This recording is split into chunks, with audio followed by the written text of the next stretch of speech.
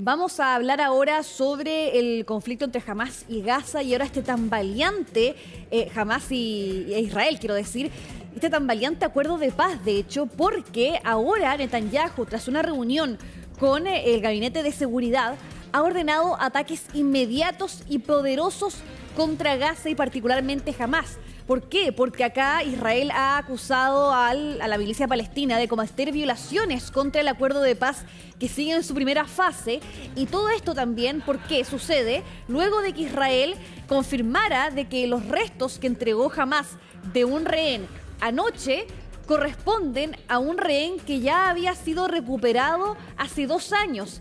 Y frente a aquello es que finalmente Netanyahu está decidiendo tomar estas medidas de represalia al acusar entonces a Hamás de estar violando el acuerdo al no entregar todos los rehenes, los cuerpos de los rehenes que todavía siguen cautivos en la Franja de Gaza. Estamos hablando de alrededor de 13 cuerpos.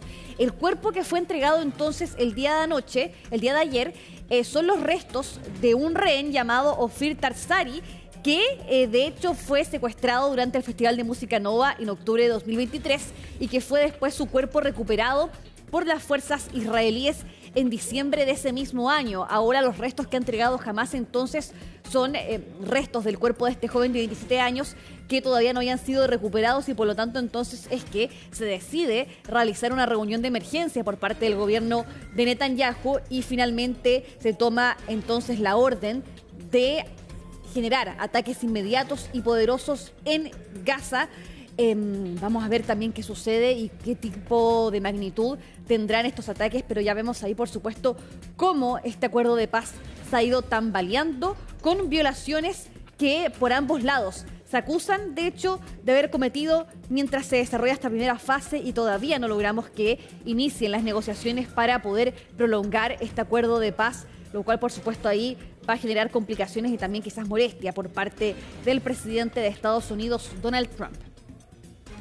Nos vamos al Océano Pacífico porque Estados Unidos ha anunciado nuevos ataques contra buques presuntamente narcos que estaban navegando, como ellos les mencionaban, en el Océano Pacífico. Esto lo ha informado el jefe del Pentágono, estamos hablando de Pete Hegseth, quien ha dicho a través de sus redes sociales que se trata entonces de 3 ataques cinéticos letales que se llevaron a cabo contra 4 buques operados supuestamente por organizaciones terroristas designadas, según lo que se maneja la ley estadounidense, que traficaban narcóticos en el Pacífico Oriental.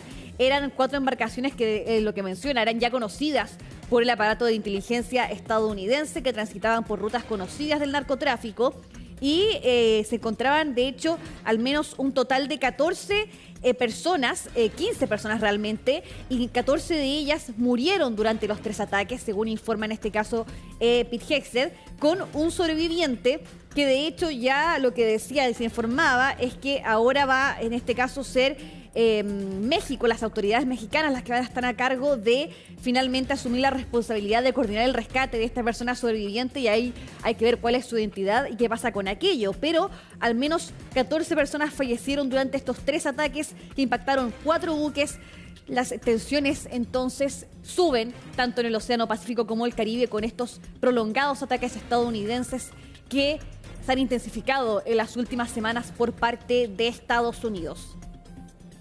Vamos a seguir hablando sobre Estados Unidos, pero por la gira del presidente Donald Trump en Japón, que contó ahora con una reunión, su primer encuentro con la nueva primera ministra japonesa, Sanae Takaichi, que recordemos fue elegida para cumplir este cargo por el Congreso japonés la semana pasada y por supuesto que ahí entre ambos señalaron de elogios. De hecho, el presidente de Estados Unidos dijo que ella era una gran líder, también elogió su papel como la primera mujer en asumir el cargo de primera ministra en dicha nación asiática. Sabemos que Sanae Takaichi es una conservadora muy conocida en Japón, de hecho se la conoce incluso como la Margaret Thatcher de la nación asiática por, en el fondo, su postura ideológica y por supuesto que en este sentido también vimos que el presidente de Estados Unidos y también la nueva primera ministra firmaron distintos acuerdos, por ejemplo uno en cooperación sobre tierras raras. Pasemos a escuchar lo que dijo el presidente de Estados Unidos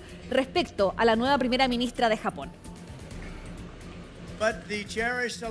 Pero la apreciada alianza entre Estados Unidos y Japón es una de las relaciones más extraordinarias del mundo. En realidad, nunca ha habido nada igual. Nacida de las cenizas de una guerra terrible, nuestro vínculo ha crecido a lo largo de 8 décadas hasta convertirse en la hermosa amistad que tenemos. Es la base de la paz y la seguridad en el Pacífico, ¿lo ven? Siento un gran respeto por Japón y el país, y ahora siento un profundo respeto por la nueva e increíble primera ministra. Y debo decir esto, la primera mujer primera ministra en la historia de Japón.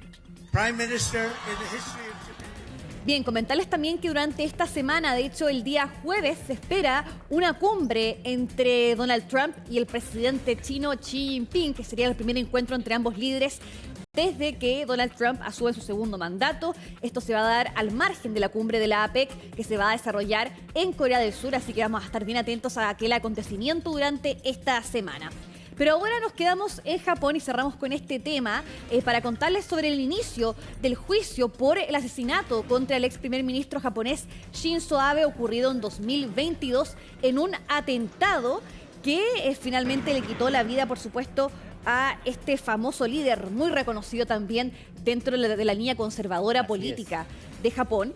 Y resulta que el acusado de haberlo asesinado, estamos hablando de Tetsuya Yamagami, de 45 años, se ha declarado culpable en este primer día de juicio y ha dicho que todo es cierto, todo lo que se dice respecto a este asesinato. Recordemos que él usó un arma casera, un arma hechiza, como podemos conocerlas también acá en Chile, para dispararle a Abe mientras se encontraba en un evento de campaña política en la ciudad de Nara en 2022.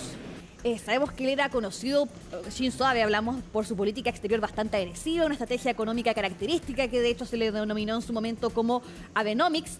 Y también la explicación que se le da respecto a este asesinato, al menos lo que dice el acusado de por qué cometió este asesinato, él acusaba al partido de Shinzo Abe de tener vínculos con una iglesia conocida como la Iglesia de la Unificación, que su madre de hecho era fiel creyente de esta iglesia, que había aportado muchas donaciones y que eso, según lo que decía el acusado, destruyó a su familia, y acusaba en este caso a Shinzo Abe de promover aquella iglesia, y esa fue la razón por la cual lo termina asesinando. Esta Iglesia de la Unificación finalmente fue, de hecho, cerrada en marzo de este año, luego de que un tribunal de Tokio ordenara su disolución. Pero también era considerada, era famosa de hecho por bodas masivas que se desarrollaban justamente por sus fieles. También era incluso considerada como una secta también. Y esa fue la razón por la que finalmente él acusa de haber asesinado a Shinzo Abe, que es bastante rebuscado si uno lo piensa. En un hecho ocurrido en el año 2022 se declara finalmente culpable. Laura Soto, que tengas una buena tarde. Nos encontramos mañana. Mañana no, porque me voy de vacaciones. Ah, te vas de vacaciones. Sí, pero brevemente. ¡Qué suerte! Ya, pero a la vuelta. A la vuelta sí, quizás. Que lo pases muy bien, Laura. Gracias, Muchas gracias. Muy bien. Que Nos descanses. vemos. Chao. Tú también. Chao. 2 de la tarde con